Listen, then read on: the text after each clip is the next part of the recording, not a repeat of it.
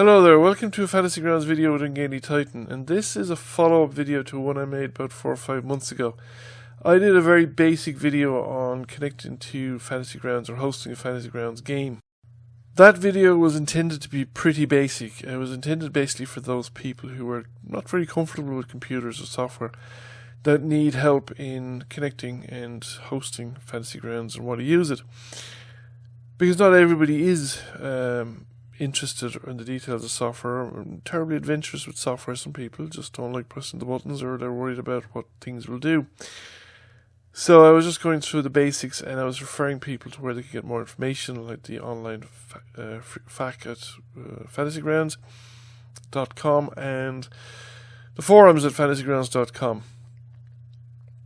The idea that people could go and find some more information. I found the FAQ reasonably helpful.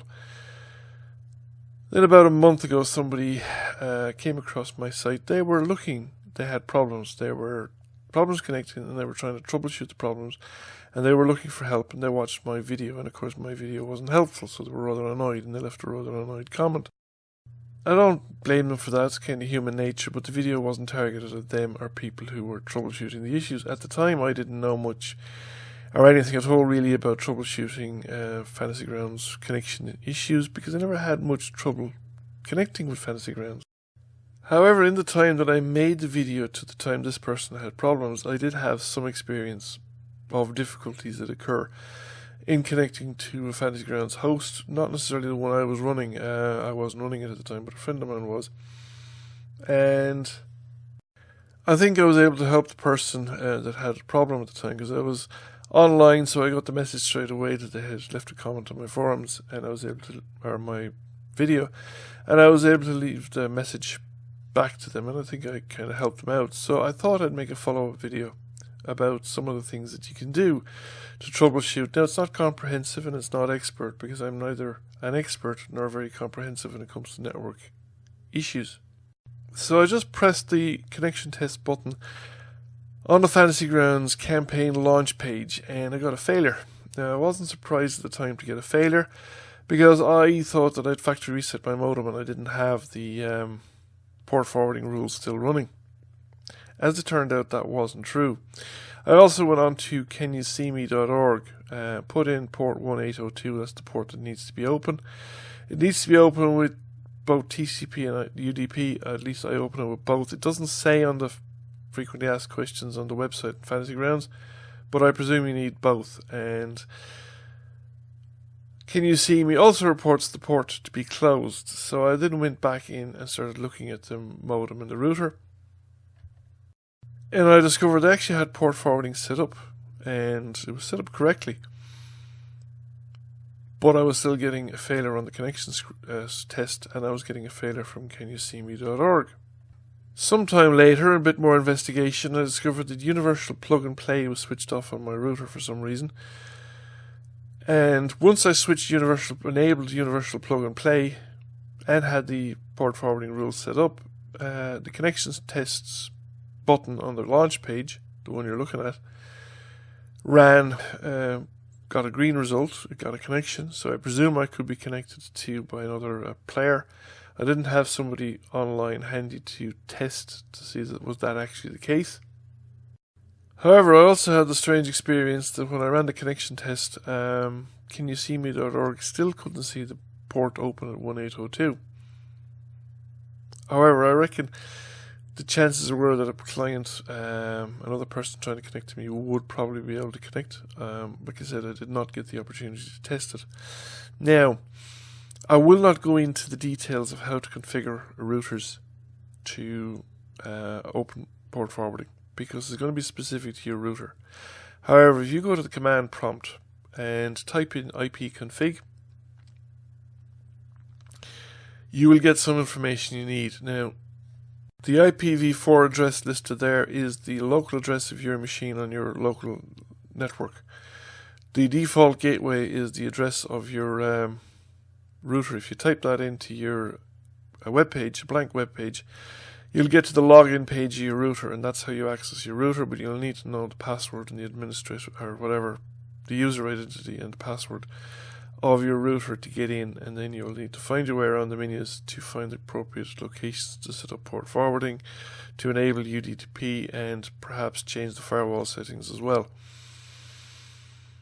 And that's the steps you need to take on your router. You can then run the test again and see how you get on. So now we go back to FantasyGrounds, we run the test again, and we should see a positive result. So the test is now in progress and we see a success. Now I was getting the success, like I said, with CanYouSeeMe.org not showing me that the port was open. And I didn't have anybody online to check to see could they actually connect, but I presume they could if this test runs clear and runs true.